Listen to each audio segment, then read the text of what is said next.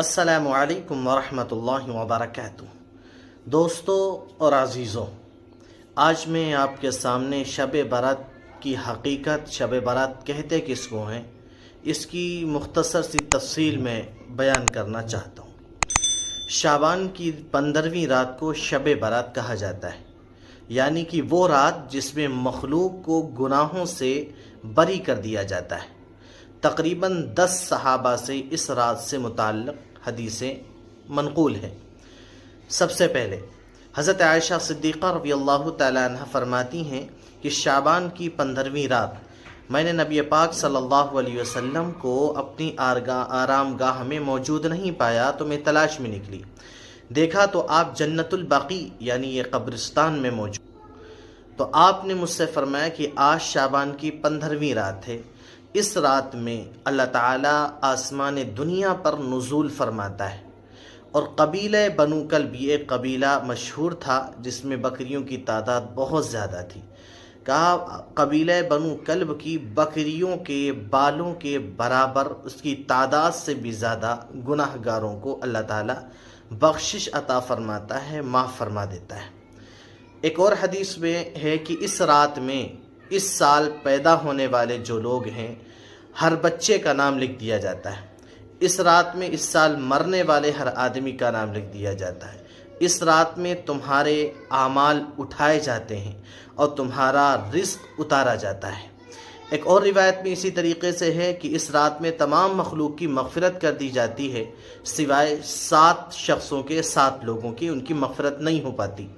سب سے پہلے مشرک، یعنی جو اللہ رب العالمین کے ساتھ کسی چیز کو شریک کرنے والا اور شرک ٹھہرانے والا۔ نمبر 2 والدین کا نافرمان۔ نمبر 3 ہے کینہ پرور، جو کینہ پالے ہوئے ہو اپنے دل کے اندر۔ نمبر 4 شرابی۔ نمبر 5 قتل کرنے والا، قاتل۔ نمبر 6 شلوار کو ٹخنوں سے نیچے لٹکانے والا، ازار کو ٹخنوں سے نیچے لٹکانے والا۔ اور نمبر 7 چغل خور۔ ان 7 لوگوں کی اس عظیم رات میں بھی مغفرت نہیں ہوتی جب تک یہ اپنے ان جرموں سے توبہ نہ کر لیں۔ شلواروں کو ٹخنوں سے نیچے لٹکانے والے سے یہاں پر مرد مراد ہے، عورتوں کے لیے حکم یہی ہے کہ وہ ٹخنوں سے نیچے ہی رکھیں گی۔ حضرت علی رضی اللہ تعالیٰ عنہ سے ایک روایت میں منقول ہے کہ اس رات میں عبادت کیا کرو اور دن میں روزے رکھا کرو۔ اس رات سورج غروب ہوتے ہی اللہ تعالیٰ اپنے بندوں کی طرف متوجہ ہو جاتے ہیں اور اعلان یہ ہوتا ہے کون ہے جو گناہوں سے بخشش چاہتا ہو، کون ہے جو اپنے رزق میں کشادگی چاہتا ہو، کون مصیبت زدہ ہے جو اپنی مصیبت میں چھٹکارا چاہتا ہو۔ لہذا ان حدیثوں کی بنا پر اور صحابہ کرام بزرگان دین کے عمل کی بنا پر اس کام میں 3 کام کرنا ثابت ہے۔ سب سے پہلے جیسے کہ اوپر آیا قبرستان جا کر ایصال ثواب کرنا، لیکن اس میں یاد یہ رکھیں اللہ کے نبی علیہ الصلاۃ والسلام اپنی ساری زندگی میں اس رات میں صرف 1 مرتبہ قبرستان گئے ہیں، وہ بھی چپکے سے۔ حضرت عائشہ رضی اللہ تعالیٰ عنہ کی آنکھ کھلی تھی، تب آپ نے تلاشا، جنت البقیع میں آپ کو پایا۔ اس سے یہ پتہ چلتا ہے کہ اگر کوئی شخص قبرستان میں 1 مرتبہ چلا گیا ہو تو یہ اس کی طرف سے ادائیگی ہو جاتی ہے۔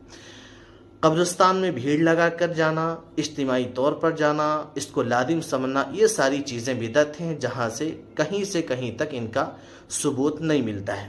دوسرے اس رات کے اندر نوافل کا اہتمام کرنا، ذکر و اذکار کرنا، تلاوت کرنا، نفلیں وغیرہ پڑھنا، لیکن نفلوں کی جماعت کرنا اور مخصوص طریقے پر کوئی نماز پڑھنا کہ فلاں میں اتنی مرتبہ یہ سنت پڑھی جائے، اتنی مرتبہ یہ سورت پڑھی جائے، اس کے بعد میں یہ کیا جائے، اس کے بعد میں یہ پڑھے، یہ اس طریقے سے کہیں سے کوئی بھی چیز ثابت نہیں ہے۔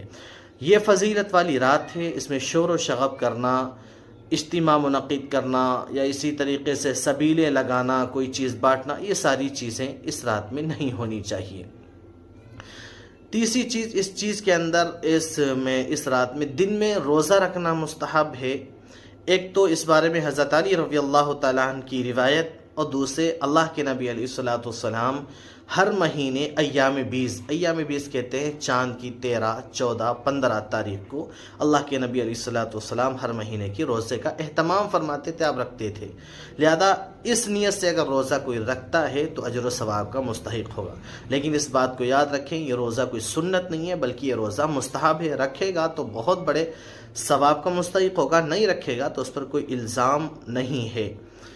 باقی اس رات میں پٹاخے چھوڑنا، آتش بازی کرنا، حلوے پکانا، اس کی رسم کا اہتمام کرنا، یہ سب خرافات میں، فضول خرچی میں داخل ہے۔ شیطان ان فضولیات میں انسان کو مشغول کر کے اللہ کی مغفرت اور عبادت سے محروم کر دینا چاہتا ہے، اور یہی شیطان کا اصل مقصد ہے۔